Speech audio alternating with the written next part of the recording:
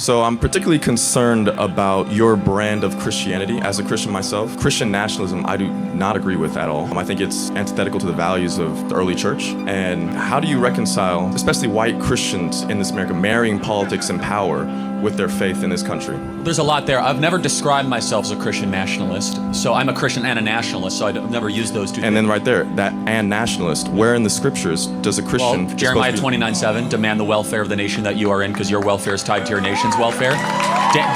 Let me continue.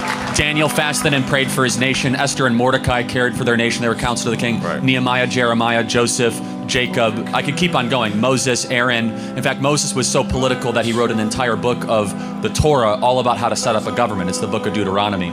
So, in fact, the Bible is an explicitly political text amongst many other things. Now, can we interpret those texts in the light of the revelation of Christ? Because you just cited all Old Testament texts, but you have not once cited St. Paul. Okay, yeah. If you want me to also, by the way, just so we are cite St. Paul about the kingdom of heaven and the government. Just so we're clear, do you think that the New Testament is greater than the Old Testament? It is. It is greater because the revelation of Christ dictates how we interpret the Old Testament. So you think that all of a sudden, like Genesis 1 is not as great just because of the New Testament? The Old Testament was a type and shadow of the things to come, and now we live in the full revelation of Christ. That is such a dangerous theological... That's not true. That's Christological theology. Hold on. Of course I believe in the resurrection.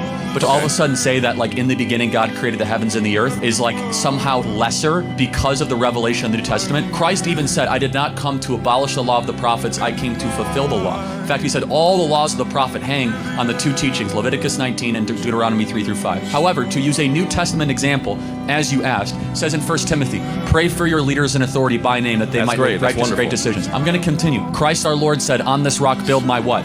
Church. Wrong. Ecclesia. It's not the word church. Okay, the word English church, translations of Common Bible say church, so my bad. Well, actually, it shouldn't, because the original Greek term says, on this rock build my government structure. Ecclesia was a secular word used in that time, which was all about the advancement of freedom and liberty, which are the two words in Greek, eleutheria and isonomia, which are the two words there. So the point being, Christ called us to be salt and light. We as Christians should change the environment that we come in contact with. That's what salt and light do. So why should we then not care about changing government to be more Christ-like?